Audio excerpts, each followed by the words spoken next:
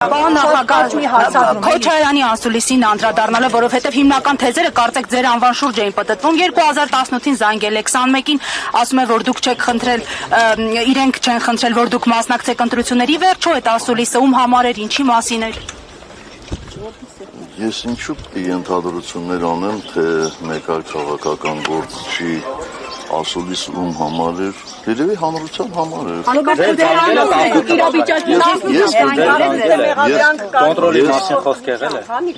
Ես խնդրում եմ, իրար դուք մի խանգարեք, Փառք Աստծո,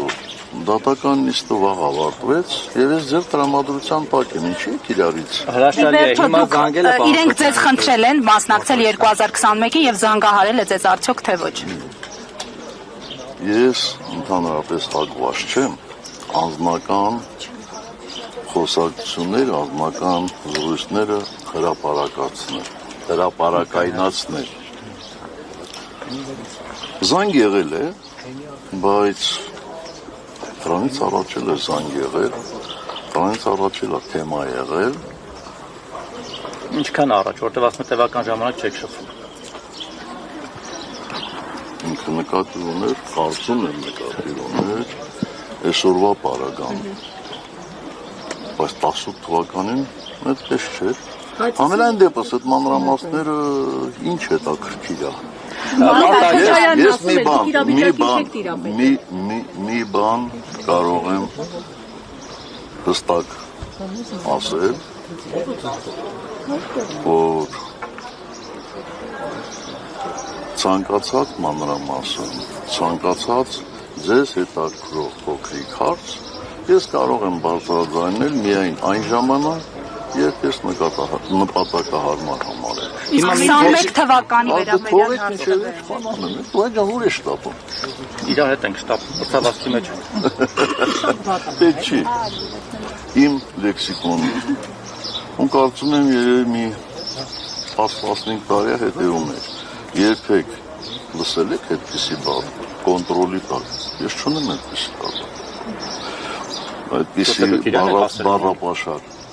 Լավ, արդեն 21 թվականի դրվագի մասին, պարոն նախագահ։ Ձեր թույլտվությամբ, պարոն նախագահ, առաջին Ադյանի դատարանում եւ ձեր դեմ առաջին քրեական գործահարուցել, դուք այդ գործով արդարացվեցիք դատարանում, բայց փաստացի ճակատագրական եղավ ձեր արդարացումը դատավոր Վահե Միսակյանի նկատմամբ։ Այս դատարանից ինչ կանխատեսումներ ունեք, պարոն նախագահ։ Կանխատեսումներ անել էլ իմ գործը չի, բայց ես հույս ունեմ, որ այս դատարաններ մանրամասն կքննի և կհամոզվի մեղադրանքի աբսուրդային լինելու մեջ։ Պարոն Սարգսյան, որքան էլ դուք փորձեք մանրամասներ չասել, ամեն դեպքում հրապարակում արդեն կա այն մասին, որ 18-ի ապրիլին Ռոբերտ Քոչարյանը ձեզ զանգահարել է եւ դուք վստահեցրել եք դրան, որ ամեն ինչ նորմալ է։ Հիմա դուք վերահսկողություն կասեք, կոնտրոլ կասեք, ամեն դեպքում ասած, որ հանգիստ վստահեցրել եք, որ ամեն ինչ նորմալ է։ Եվ հարցը այսպես բարձրաձայնելն է, որ արդյոք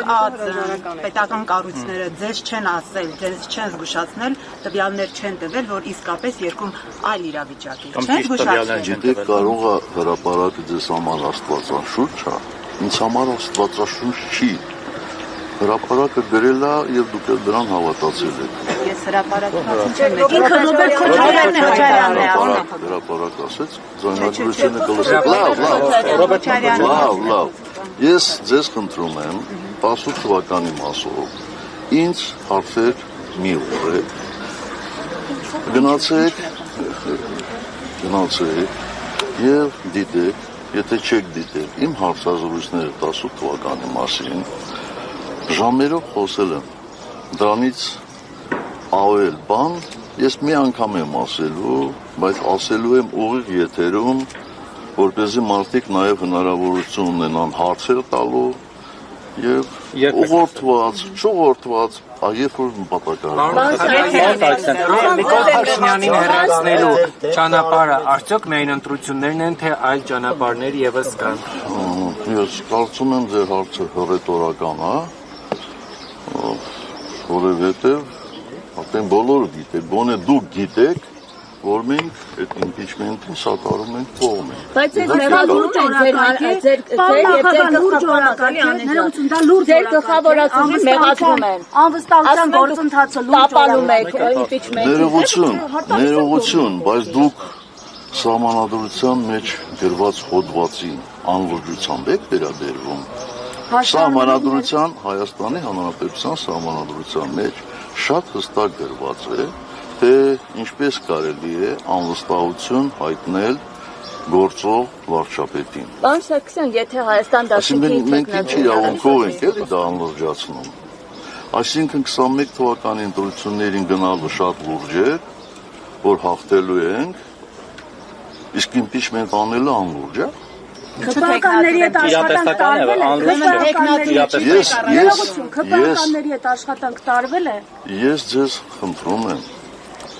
որտեղ դուք ուղղակի պարտավոր եք էլի քաղաքական process-ների մասին դետալ առ դետալ իմանալ։ Ես ձեզ խնդրում եմ, հանդիպեք նախաձեռնողների հետ եւ մանրամասն ձեզ կբացատրեն,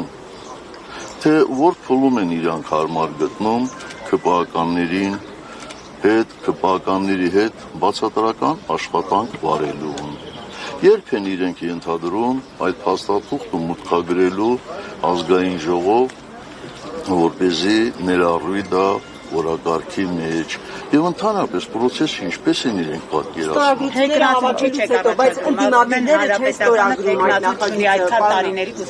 Մարուկյանի տեխնացիոնը մերժում եք դուք եք առաջ։ Պատճառը շատ պարզ է եւ եթե ձեզ թվում է, որ ես արդեն 7 տարի հայտարարում եմ, որ մենք իշխանություն չենք ուզում, դրանով ինքներս մեզ ավելի օգուտ ենք տալիս, ոչ, վնաս ենք տալիս, պարզա չէ, որ ցանկացած միջոցառման, ցանկացած ընտրական process-ի մարդկանց մեծ մասը գնում է դեպի այն ուղղությունը, որտեղից կարելի է շահ ունենալ, այսինքն որտեղ կարելի է ներառվել։ Մի շատ պարզ պատճառով ենք դա ասում, որտեղ մենք ի տարբերություն շատերի գիտակցում ենք, որ եթե մենք տեխնացու առաջադրենք, ապա հակադրությունը ոչ միայն ԿՊ-ի կողմից է լինելու, շատ պարզ է, չէ՞։ Ավելի մեծ հակադրություն է։ Մենք փորձում ենք գնալ ավելի քիչ դիմադրության հանդիպելու ճանապարհով, որպեսզի հնարավորինս շուտ կարողանանք Հայաստանում իշխանափոխ։ Իսկ Հայաստան դաշինքի առաջադրած տեխնացուի մասով դիմադրություն չի լինի։ Ես չգիտեմ, չէ։ Օրինակ, եթե Քոչարյանին առաջադրեն կամ Քոչարյանի որդուն կամ իրենց մերձավոր շրջապատից որևէ մեկին, պատիվ ունեմ խմբակցությունը կմիանա եւ նորմալ կընդունի այս տեխնացիան։ Լուրերին լավ չես հետևում, որովհետեւ պատիվ ունեմ խմբակցության ղեկավարը այդ մասին հայտարարություն արել եւ շատ պատասխան քննարկել։ Այդ մասով ոչ։ Հակադրություն կառաջանա, եթե Քոչարյանի թիմակիցները ձեր Ոչ ես այդ հարցին պատասխանեցի։ Հայկ Մամիջանյան կանգնած է, խնդրեք թող իբր։ Պարոն նախագահ, ամեն դեպքում 2018 թվականին, ինչպես 2018-ին, այնպես էլ այս օրերին տպավորություն է, որ ինչ-ինչ ուժեր, այդ թվում ներընդդիմադիր շահագրգռված են ձեզ, այսպես ասած, թիրախավորելով։ Ինչու, ինչն է իրենց նպատակը այս պահին։ Ռեսուրս եք ներկայացնում, ուժ եք ներկայացնում, թե այլ հանգամանքներ։ Ես կարծում եմ դա 18 թվականից չի սկսվել այդ process-ը եւ ուշադրությամբ դիտել եք կամ ընթերցել եք երկրորդ նախագահի հարցազրույցը, ինքը այնտեղ ասում է, որ այդ process-ը գոնե իրենց իր կողմից սկսվել է 2008-ից հետո։ Այնպես որ 18-ին ինչ կա բոներ է դա։ Թիրախավորելու process-ը։ Իդեպ նույնը նաև իրենց կողմից է ասում, ներողություն շրջանում։ Ըստեղծության երկրորդ նախագահի եւ երկրորդ նախագահի թիմակիցները կարծես թե ձեզ են մեղադրում Նիկոլ Փաշինյանի իշխանություն բերելու համար։ Հիմա այս դուք այդ մեղքը, այսպես ասեմ, հա, ընդունում եք, թե չէ, կամ այս տարիների հերվից որ նայում եք իսկապես դուք կարող եք այդ ամենի դեմնարնել չի ստացվել եւ ինչու են ով է բերել Նիկոլին։ Ինչու է այդ հարցը հիմա դարձել ակտուալ եւ ինչ կտա դրա պատասխանը։ Իմ գործընկերոջը լրացնեմ, պարոն նախագահ։ Մի լրացրեք, որովհետև ես ասեցի, որ 18 թվականի մասին ես հիմա չեմ խոսել, տևական ժամանակ չեմ Ուղղակի հանրությունն ասում է Նիկոլ Փաշինյանը Միքայել Մինասյանի ձեր փեսայի մարդն էր, եղել է աջակցություն իր կողմից, բայց հետագայում ըստ էության այդ կոնտրոլից դուրս եկել։ Եղել է աջակցություն թե ոչ։ Ինչքան ուզում եք սադրեք, ես 18 թվականի մասին այլևս չեմ խոսել։ 18 արեք։ 18 դուք էլ հիմա բարձրաձայն գոռացեք, որ ես եմ բերել։ Խնդրել եմ որ գա, օգնել եմ որ գա։ Ուզում եք ասեմ, այդ պարագայում ես մազոխիստ եմ, էլի, իհարկե, ուզել եմ որ գա։ Ձեզ համար պարզ է, թե ինչու ձեզ մերժեցին, բայց 18 թվի մերժեցին ձեզ, բայց նստեցին Քոչարյանին։ Այդ հարցը իրենց մոտ առաջանում է, ասում է, հիմա էլ էլի թիրախավորել են իրենց հավատքը։ Այսինքն, կարծում եմ դու եւ այդ թիրախավորողները ուրախ կլինեիք, հա, որ ես եմ նստածել։ Ես որևէ մեկի բանտարկությամբ ուրախ չեմ, հատկապես եթե չգիտեմ մեղադրանքը։ Բա ինչու ես այդպեսի հարցեր տալիս, վայ ջան։ Իսկ այսինքն ինչա, մեծ հերոսություն է մի տարի նստելը։ Բա իմ գործընկերները որ նստած են, տարիներով նստել են, Արմեն Աշոտյան երևի արդեն 2 տարին անցնում է, այդ որ ես տարիներով դատարանի դռներին քարշ եմ գալիս, այսինքն այդ ինձ ինչա, իշխանությունները ինձ ռեկլամ են անում։ Ինչու Արմեն Աշոտյանը նստած, ի վերջո ձեր դեմ են պայքարում այդ մարդիկ հարցում են, Սերժ Սարգսյանի դեմ եք պայքարում, մեղավոր Արմեն Աշոտյանն է։ Բայց դա ինչու ես ինձ հարցում, դու հնարավորություն ունես այդ հարցը տալ այն մարդկանց, ովքեր այդ պրոցեսները կառավարում են։ Ձեր թիմակիցներից շատ են Պարոն նախագահ, քանի որ Հայաստանի իշխանությունները, պարոն նախագահ, չեն արձագանքում Ալիևին, խուսափում են Ալիևին արձագանքելուց, հիմա Ալիևը հերթական պահանջների լեզվով է խոսել Արևմտյան Ադրբեջանի մասին, Արևմտյան Ադրբեջանի բնակիչների վերաբնակեցման մասին, ինչու արձագանքներ չկան Հայաստանի Հանրապետությունից եւ այդ կեղծ թեզերը ինչու չեն կանխվում այսօր։ Ես չգիտեմ, ես չեմ կարող ենթադրել թե ինչու Հայաստանի Հանրապետության կառավարիչները չեն արձագանքում։ Մի բան կարող եմ ենթադրել, որ չեն արձագանքում, որպեսզի մեղմեն երևի հարևան երկրի նախագահի զայրույթը կամ դուր գան, որպեսզի նա ինչ որ, ինչ ասեմ, բարի գործեր անի իրենց համար։ Ինչ գործեր։ Դե ինչ գործեր, չգիտեմ։ Երևի իրանք ուզում են ինչ-որ համաձայնագիր ստորագրել, որի մասին հանրությունում տեղյակ չի։ Իմիջիայլոց, երբ խոսում ենք իմպիչմենտի մասին, ձեզ որ ինչի է տաքրում, բա ինչու է մեր դիրքորոշումը այդպիսին։ Նախ ասեմ հետևյալը, որ 2021 թվականին ես երբեք եւ որևէ տեղ չեմ ասել, որ մենք չենք գնալու ընտրությունների։ Այո, ես դեմ եմ եղել ընտրություններին, բայց ոչ թե դա փաստարկելով որպես ընտրությունները լեգիտիմացնելու քայլ, այլ ես շատ հստակ ասել եմ, որ ես խորապես համոզված եմ եւ իմ այդ համոզմունքը հիմնված է քաղաքական դաշտ եւ ժողովրդի տրամադրությունները ուսումնասիրելու վրա, որ միանշանակ այսօրվա կառավարիչը հաղթելու է այդ ընտրություններում, հաղթելու է եւ դառնալու ենք մենք մասնակիցը կապիտուլյացիայի լեգիտիմացման եւ միջազգային հանրությունը մեզ հայ ժողովրդին մեղադրելու է այդ կապիտուլյացիայի համար, ասելու է, որ ժողովուրդը թեև կապիտուլացվել է Հայաստանը, բայց վստահում է այսօրվա կառավարիչին։ Ինչ եւ տեղի ունեցավ։ Մի տարուկես եւ մեր դաշնակիցները եւ մեր գործընկերները դրա վրա են հողում կատարում։ Հիմա եթե սխալ եմ ես կանխատեսել, ասեք սխալ եմ կանխատեսել։ Ես խնդրում եմ մի 3 ջել ինձ տվեք, որպեսզի կարողանամ այդ բաները լսել։ 26-ին կան նույն համոզմունքը, որ Փաշինյանը անցնելու է։ Եվ ինչ ճանապարհ եք տեսնում Փաշինյանի իշխանությունը։ Թույլ տվեք շարունակեմ։ Հիմա մենք ասում ենք, պաշտպանում ենք իմպիչմենտը, ելնելով հետևյալ հանգամանքներից։ Մենք այսինքն ես նկատի ունեմ հավաքական ընդդիմությունը, առնվազն 5 տարի հայտարարում ենք, որ այսօրվա կառավարիչների մեկ օր ավել մնալը իշխանության վնասում է Հայաստանի Հանրապետության շահերին։ Այդպես է, թե այդպես չի, ասել ենք, թե չենք ասել։ Խնդրում եմ, ասեք, եթե չենք ասել, ասեք, չեք ասել, ասել ենք։ Իսկ այդ ինչ պատահեց, որ հիմա էլ ասում ենք, չէ, մի տարի սպասենք, մինչև ընտրությունները գա։ Իրատեսական։ Լավ։ Ես ասացի, 21 ընտրությունները շատ իրատեսական էին, ես իրատեսական չի, 21 եւ 2 օր։ Դուք չէ, բայց իմ տարիքի մարդիկ գիտեն, որ բազմաթիվ են եղել դեպքերը մեր նորագույն պատմության մեջ, որ մենք գնացել ենք իրադարձությունների, որոնք շատ-շատերի կարծիքով հավանական չէին, բայց հաջողությամբ է խուսակվել։ Բայց խնդիրը դրանում չի։ Այսինքն ասում եք ԿՊ-ից կմիանան հայ 18 հոգի։ Ախր թույլ չեք տալիս պատասխանեն ձեր իսկ հարցին, էլի թույլ տվեք, խնդրում եմ։ Հիմա մենք կոնկրետ ես ինչ եմ կարծում։ Եկեք այս հարցին նաև երկխոսությամբ փորձենք պատասխանել, էլի։ Ինչ եք կարծում։ Հնարավոր է այս մի տարվա ընթացքում այսօրվա Հայաստանի կառավարիչները կատարեն մի քայլ,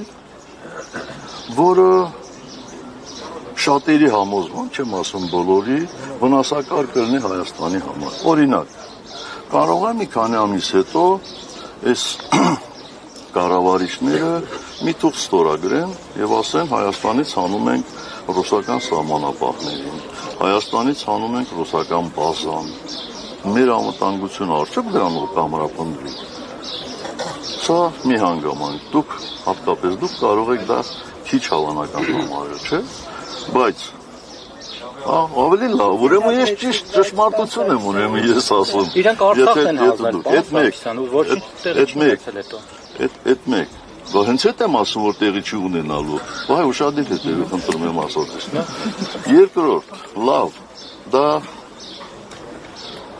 ուրիշները, ոչ այստեղ հավաքված լրագրողները կարող են համարել քիչ հավանական։ Իսկ ինչ է կարծում,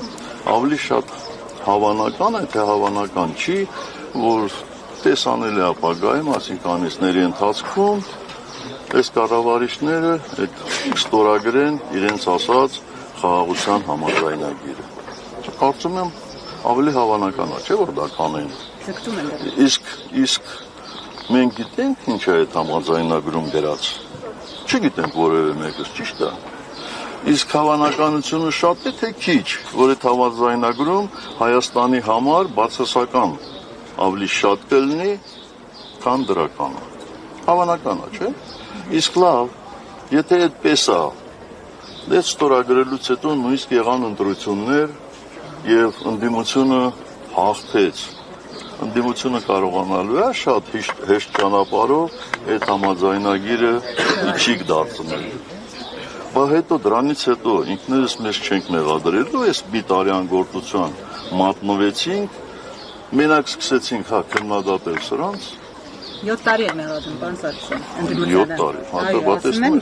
պատասխանում եմ, շնորհակալ եմ համաձայն լինելու եւ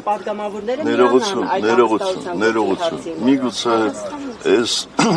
կետն էլ դուք քիչ հավանական համարեք, բայց կարծում եմ, որ հավանական է, չէ, որ 1 ամիս, 2 ամիս, 3 ամիս հետո Հայաստանի հատվածից էլ ինչ որ մի հատված փոխանցվի Ադրբեջանին, ինչպես դա տեղի ունեցավ Տավուշում։ Եվ եթե փոխանցվի Ադրբեջանին, ապա լավ, էլի հաղթեցինք, ընդդիմությունը հաղթեց կամ մենք կարողանալու ենք դա ետ վերադարձնել։ Այսինքն դա լինելու է, չէ՞, ոնց են ասում, Էդոն Շարմազանով շատ ավելի լավ գիտի, կազուս բելի են ոնց որ դրան ասում, դա հիմնավոր պատճառ կլինի, չէ՞, եթե մենք փորձենք դա ետ վերադառնել ու Ադրբեջանը մեզ հետ, բա ինչ ենք անելու էլի, ասել ենք դե ոչինչ, ջհանդամը, Ղարաբաղը հանձնեցինք Արցախը տվեցինք, Հայաստանից տարածքներ տվեցինք, դե դրանց համեմատ ինչ է մի հատ անկլավ, դա տանք բացնենք, էլի մենակ իշխանապողություն լինի։ Ես համաձայն չեմ այդ տեսակետին։ Այ մեր հիմնավորումները դա է, որ մենք ասում ենք փորձենք։ Եթե չստացվի, պարսարքսան։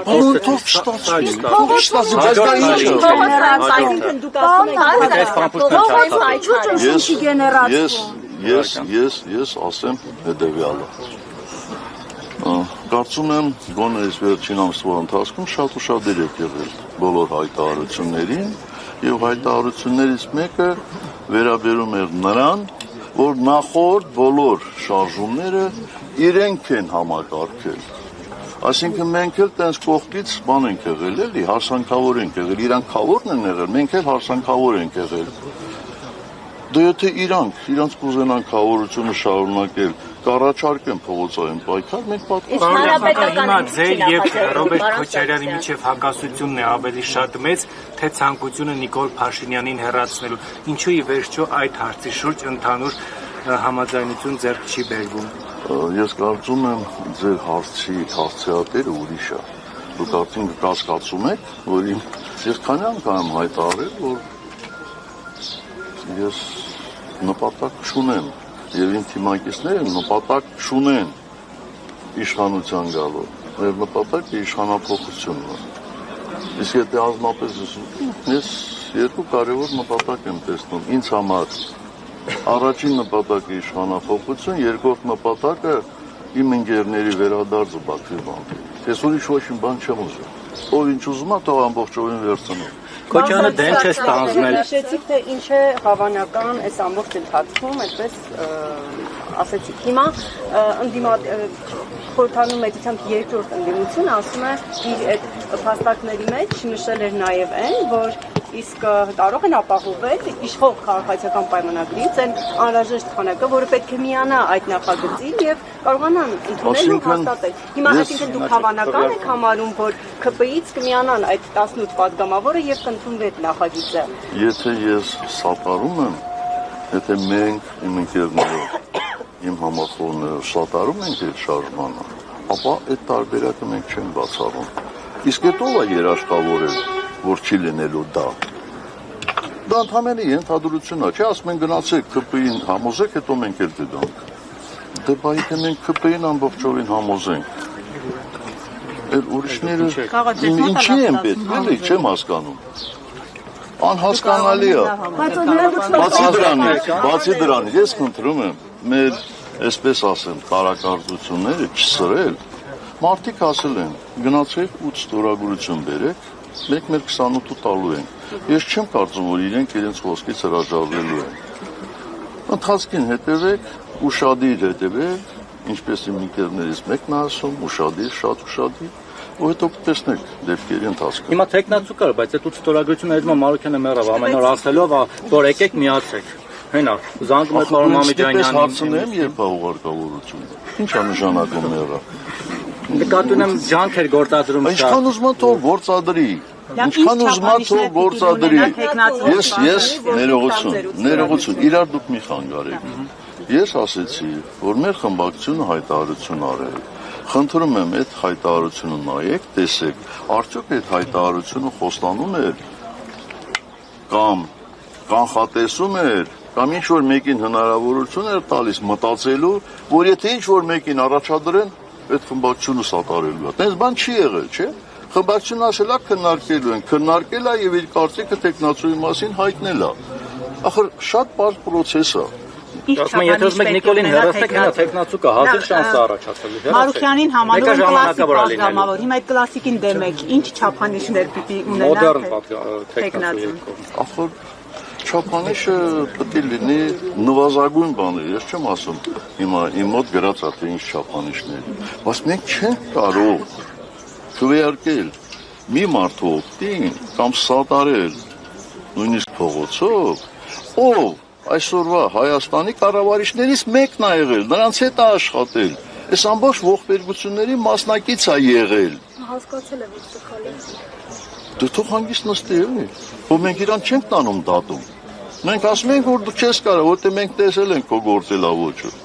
Ուրիշ ինչ են ասել այս մարդը։ Իսկ եթե Քոչարյանի թիմից լինի, պարոն Սարգսյան, մենք Քոչարյանը պատրաստ եք ընդունել իրենց։ Այո։ Իրենց իշխանությունը, իրենց միայն թե Նիկոլա Այո։ Բայց հենց Ռոբերտ Քոչարյանը գա իշխանությունը։ Ուզում է գա։ Ով ուզում է գա։ Այսինքն նույն դուք կասկածում եք, որ Ռոբերտ Քոչարյանը կարող ավելի վատ լինել որպես կառավարիչ, քան այսօրվա կառավարիչը։ Ես այդպիսի կարծիք չունեմ։ Նախագահ, այս պրոցեսներին պետք է ակնկալել դրսի ուժերի աջակցություն, կոնսենսուս եւ այլն, թե չպետք է սպասել։ Գիտեք, որևէ դրսի ուժ առանց ներսի որևէ բան անել չի կարող։ Այո, դրսի ուժերի օժանդակությունը շատ կարևոր է, բայց ես չեմ տեսնում այսօրվա այս օժանդակությունը, այդ օժանդակությունը, այդ չափով, որ բավարար լինի, բայց վստահ եմ, եթե մենք մեր ուժերի ամբողջ լարվածությամբ մտնենք պայքարի մեջ, միանշանակ կգտնվեն նաև տարբեր աշխարհամասերում, տարբեր տեղերում ուժեր, մարդիկ, ովքեր կսատարեն այդ շարժում։ Ես դրանում չեմ կասկածում։ Այս համատեքստում Լավրովի այսօրվա հայտարարությունը, որ ազնիվ չէ իրենց մեղադրել Արցախը հանձնելու մեջ, իրենք այդ մասին լրատվամիջոցներից են տեղեկացել, արդյոք պետք է համարել պրոլոգ, որ ամեն դեպքում վստահություն չկա նաև այդ խոսույթը ձևավորող իշխանությունների հանդեպ։ Ես չեմ կարծում, որ դա Լավրովի այդ ասածը կամ ռուսական զենքերի մասին հայտարարությունը։ Ոնց որ ասում են դրոշով թափահարումը, որ ստարտված ավազը գնացեք, ոչ։ Դա չեմ համարում։ Ես համարում եմ այդ հայտարարությունը արդարացի։ Բա եթե դաշնակիցն է մեր, բա եթե բանակցում էին երրակող, իսկ մենք շատ ենք, չէ, տարիներով ականատես ենք եղել այդ երրակող բանակցությունների, ու հետո գնում են մեկ այլ տեղ, մեկ այլ հայտարարություն են անում։ Արդյոք այդ բանակցության կողմերից մեկը չպետք է ասի, եթե մեզ մարդատեղ չեք դնում, մեզնից ինչ եք ուզում։ Բայց իրանք ասում էին, он не предатель։ Ասում էին։ Արդյոք ես դա արդարացնում եմ, չեմ արդարացնում։ Եվ մի հարց էլ օրինակ Արցախին կապված։ Հիմա եթե դու կամ պարոն Քոչարյանը կամ համատեղ ձեզ զանից որևէ թիմի հաջողվի իշխանության գալ, օրինակ դուք կարող եք էական հարցեր փոխել, արցախցիների վերադարձի հավաքական իրավունքի հարցը առաջ մղել, հաջողության հասնել, այսինքն այդ կարևոր արտաքին հարցերի հետ կապված, Հայաստանի անվտանգության հետ կապված դուք կարող եք շրջադարձային փոփոխություններ անել։ Եվ ինչպես եք պատկերացնում։ Ես քիչ առաջ ասեցի, որ ես հավակնություն չունեմ եւ ոչ էլ ցանկություն, որովհետեւ գիտեք, այդ բառերը հայերենում տարբեր նշանակություններ ունեն։ Եվ 18-ին նաև դրանում էին փորձում ինձ մեղադրել հայերենին վատ տիրապետելով։ Ես ասում եմ, ես չեմ լինելու, եթե որևէ մեկը գա իշխանության, որևէ քաղաքական ուժ, եւ տեսնեմ, որ այդ քաղաքական ուժը աշխատում է ի օգուտ, ի նպաստ Հայաստանի, եւ եթե իրենք կարիք ունենան իմ խորհուրդների, այսպես խորհուրդներ ստանալ ինձնից, իմ խորհուրդների կարիք ունենան, ես ընդհանրապես խորհրդատուի դերով կարող եմ հանդես գալ, հաշվի առնելով իմ անցած ճանապարհը։ Եթե ոչ, ապա ես կարծում եմ, որ արդեն իմ ժամանակն է, էլի մի քիչ էլ ինձ նոր զբաղվելու, հանգստով եւ այլ պայմաններով հնարավորություն կա, հիմա Հայաստան ունի այդ հնարավորությունը։ Ոչինչ երբեք հնարավոր չի բացառել եւ ես չեմ կարծում, որ նույնիսկ 30-ականներին, անցյալ դարի 40-ականներին, ես չեմ ասում անհատներին, որովհետև ես տեղյակ եմ, որովհետև այդ ժամանակահատվածներում էլ Հայաստանի մի շարք ղեկավարներ գրավոր դիմել են Մոսկվա, Ղարաբաղը Հայաստանի միացնելու հարցով, բայց լայն հասարակությունը երբեք դրանով հենց առանձնապես չի զբաղվել, որովհետև շատ-շատերը համարել են, որ դա վերջնական է եւ վերջ։ Եթե լինեն անհատներ, լինեն քաղաքական ուժեր, ովքեր այդ գաղափարը վար կպահեն։ Ես վստահ եմ, որ մի օր այդ գաղափարով հետաքրքրվելու են ուժեր, նաև Հայաստանից դուրս եւ հնարավոր է լինելու այդ գաղափարը իրականություն դարձնել։ Այսօր, եթե նույնիսկ Ադրբեջանի ղեկավարությունն ասի, դա ես բոլոր արցախցիներին, բոլոր ղարաբաղցիներին, ովքեր գան, աղոհացով են դիմավորելու։ Ես չեմ կարծում, որ մի քանի 100 մարդուց ավելի կհամաձայնվեն գնալ այնտեղ, որովհետև երեխայի հարց կա, ընտանիքի հարց կա, վերաբերմունքի հարց կա եւ այլն։ Այդ վերադարձը անպայման պետք է ամրապնդված լինի միջազգային դերակատարներով։ Ուրիշ կերպ հնարավոր չի։ Դուք հիմա եք պնդում, որ Արցախի էջը փակված չէ, եւ եթե փակված չէ, 10 րոպե այդ մասին խոսեցի։ Եթե փակված չէ, ապա ինչպես պիտի վերադարձվի։ Բացեցի։ Դուք ասում եք միջազգային դերակատարների իշխանությունները խոսում են Մինսկի խումբը լուծարելու մասին։ Էլ ինչ ճանապարհ կա, եթե Մինսկի խումբը օրինակ լուծարվի։ Դուք չեք հոգնել, ես կարծում եմ բոլոր արդեն հոգնել են այս կառավարիչների, դուք իշխանությունները եք ասում, ես կառավարիչներ եմ ասում, սրանց թերությունները արձանագրելով, բայց ինչի եք համեմատում, հետո եկող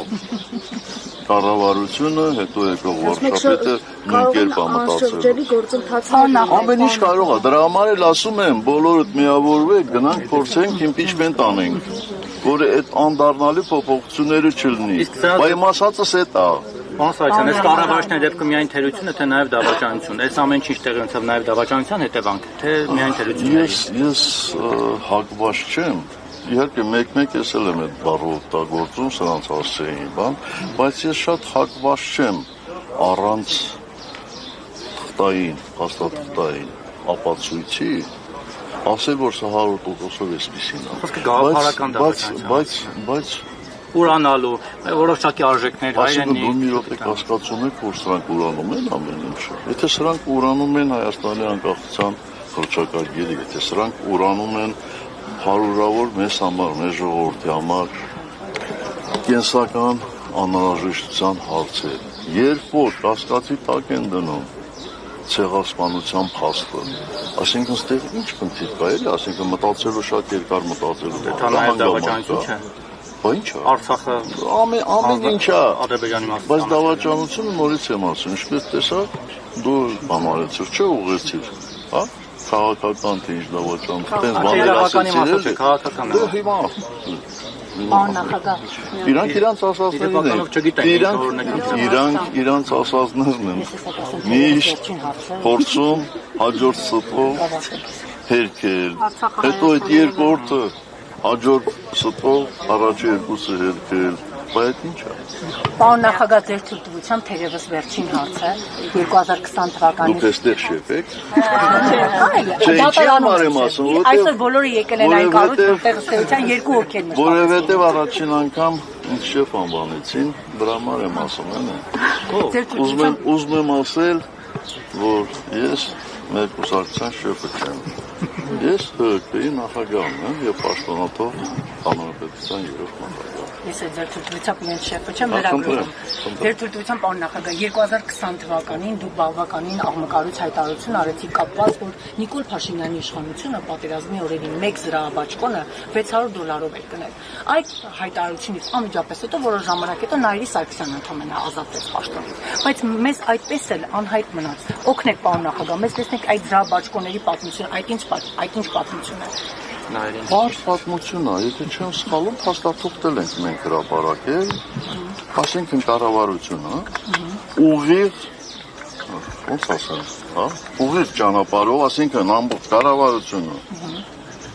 եթե չեմ սխալվում, կառավարիչի օգնականը, մեկ անձից գնում է կատարել, եւ իմ պատկերացումներով այդ զրահաբաճկոնները այդքան չարժեին, բայց ամենակարևորը արժեին չարժեին։ Ինչու է կառավարությունը այդ գնումը կատարում։ Դրա համար պաշտպանության նախարարություն կա եւ այլն եւ այլն։ Դրանից պարզ, էլ ինչ կարա լինի։ Հաստատուղթը որ խնդրեմ գտակ։ Օ, ես չգիտեմ, մնացել է թե չէ, բայց վստահ եմ, այստեղ առնվազն 5-6 լրագրող կա, որ իրենց խմբագրությունում այդ փաստաթուղթը կա։ Եթե էլեկտրոնայինը 100% է, բայց ես խոստանում եմ ձեզ, նայեմ։ Ժողովուրդ օրաթերթից եմ։ Ես խոստանում եմ գտնել եւ ձեզ ուղղել։ Լևոն Տեր-Պետրոսյանի հետ կապված դուք Լևոն Տեր-Պետրոսյանի եւ Նիկոլ Փաշինյանի մոտեցումների տարբերության հետ կապված հայտարարություն էի կարել, բավականին քննադատվեց այդ առումով, ինչ կարող եք ասել։ Ասում են փորձերը Լևոն Տեր-Պետրոսյանին մաքրելու եւ հնարավոր կոալիցիա են տեսնում ընդդեմ Քոչարյանի։ Ես ասում եմ այնինչ կա քննարկումների Դա զավեշտական է, դա ծիծաղելի է, որտեվ նախ Լևոն Տեր-Պետրոսյանը որևէ մեկի կարիքը չունի, եթե անհրաժեշտություն կա մաքրվելու։ Ինչ եք ուզում Լևոն Տեր-Պետրոսյանից, արդեն տևական ժամանակա չկա քաղաքականության մեջ։ 80 տարեկան Աստված ևս մի 10-20 տարի կյանք տար։ Այսինքն, եթե ես նպատակ ունենայի, ցանկություն ունենայի միավորվելու, եթե հիշում եք, Լևոն Տեր-Պետրոսյանը բազմաթիվ նախաձեռնություններ է ունեցել, եւ միջև ընտրություններ, եւ ընտրություններից հետո ես կմիանայի։ Ասենք ես ինչ-որ մեկից վախեցել եմ, չեմ միավորվել։ Ինչի մասին է խոսքը։ Միշտ պետք է լավին լավ ասել, վատին էլ վատ։ Այլ ոչ թե եթե մեկը քեզ մի ժամանակ ինչ-որ մի վատ բան ասել, ամբողջ կյանքում նրան վատ ասես։ Չունեմ այդ բնավորությունը։ Չունեմ այդ բնավորությունը։ Իդեպ այս թեման, պարոն Սարգսյան, շատ է խոսում, որ դուք Տեր-Պետրոսյանի հետ ավելի լավ հարաբերություններ եք, չնայած որ 2008-ին Տեր-Պետրոսյանը ձեր դեմ էր պայքարում, ինչ ասես ասում էր, քան երկրորդ նախագահի հետ։ Սա ինչով է պարոնված։ Այս պահին։ Առասարակ վերջին շրջանում, վերջին տարիներին։ Վերջին շրջաններից չգիտեմ, ես արդեն քանի տարի է Լևոն Տեր-Պետրոսյանի հետ նույնիսկ հեռախոսով չեմ խոսել։ Այդ ով է հնարել։ Եվ հետո ինչու պետք է հակադրել իմ հարաբերությունները Լևոն Տեր-Պետրոսյանի հետ։ Իմ հարաբերություններին Ռոբերտ Քոչարյանի հետ կամ մեկ ուրիշի հետ։ Ասում նույնիսկ աջակցում եք կամ ֆինանսավորում եք իրենց ընտրությունների ընթացքում լավ հարաբերություն, այսպեսի մամուլում հրապարակումներ են։ Դե գիտեք, ես չգիտեմ դա ով է ասում։ Ով որ ասում է, երևի ինքը շատ ֆինանսներ ունի, եւ կարող է էլի sense արձախ ֆինանսները բան ասել։ Պարոն նախագահ, հնարավորությունները չունեն։ Բայց ասում մեծ թիմ է։ Պարոն նախագահ, ասում են։ Պարոն նախագահ, Ասում են ձեզ են ֆինանսավորում, դուրս ինչ որ թիմում աշխատում։ Պարոն նախագահ, թեև նշում եք, որ հավակնություն չունեք իշխանության, ամեն դեպքում կոնկրետ շրջանակներ հանրային ակնկալիքներ ունեն ձեզնից, ինչքան էլ կողքից հայտարարեն, թե հարց լուծողներ կան եւ այլն, հենց ուղիղ դեմքերով, այդ մարդկանց ակնկալիքները ինչպես պիտի արդարանան։ Այսինքն հենց ձեզնից են սպասում կոնկրետ լուծումներ։ Այդ մարդիկ ինձ համակրում են, որպեսզի ինչ անենք, որպեսզի մենք իշխանություն ունենք, իրենք էլ այդ իշխանությունից օգտվեն։ Չէ, մեզ այդպիսի մարդիկ պետք չեն։ Դրա համար մենք շատ հստակ հայտարարել ենք, որ իշխանություն չենք ուզում։ Պարզ քաղաքացիներ էլ կան, պարոն նախագահ, որոնք ակնկալում են, որ ձեր առաջնորդությամբ Ես հասկացա, եթե համակրում են, մենք պատրաստ ենք միշտ հանդիպել այդ համակրողների հետ։ Մենք պատրաստ ենք իրենց հետ խոսել, խորհրդակցել, մեր կարծիքն ասել։ Բայց երբ որ այդ համակիրների բանակը շատ մեծ կլինի, այն ժամանակ մենք կառաջարկենք մեր գաղափարակիցներից մեկին, ասենք, որ սիրելի ժողովուրդ, այս մեր գաղափարակիցը կարող է կառավարել այս հանրապետությունը, մենք էլ իրեն ծառա։ Ոչ թե ինչպես այդ ուժեղ խմբակցության պատգամավորներից մեկը ասեց, որ իբր ես ձգտում եմ լինել Հայաստանում Իվանիշվիլի, ինչպես Վրաստանում Բիձինա Իվանիշվիլին, ինչ ուղղակի, ինչ ասեմ, աբսուրդ է, էլի, աբսուրդ։ Այդ նման մարդիկ միշտ արտահայտում են, փորձում են ուրիշին վերագրել, այն